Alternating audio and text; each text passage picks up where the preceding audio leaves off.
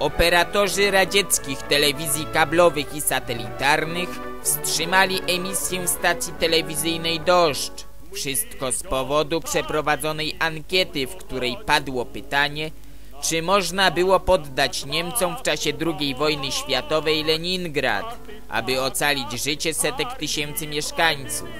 Na szczęście rewolucyjną czujność zachował szef Stowarzyszenia Rosyjskich Telewizji Kablowych, Jurij Pripaczkin, który wezwał do wstrzymania emisji programów reakcyjnej stacji.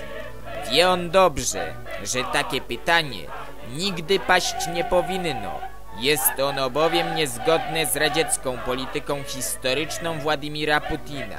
Sprawa wywołała jednak poruszenie wśród mas robotniczych Polski Ludowej, które skierowały do Ministerstwa Prawdy oficjalne zapytanie: co w takim razie z powstaniem warszawskim?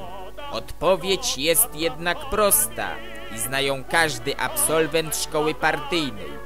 Pytać o sens powstania nie tylko można, ale trzeba, z prostego względu. To w przeciwieństwie do pytań o Leningrad jest zgodne z obowiązującą w Polsce Ludowej radziecką polityką historyczną.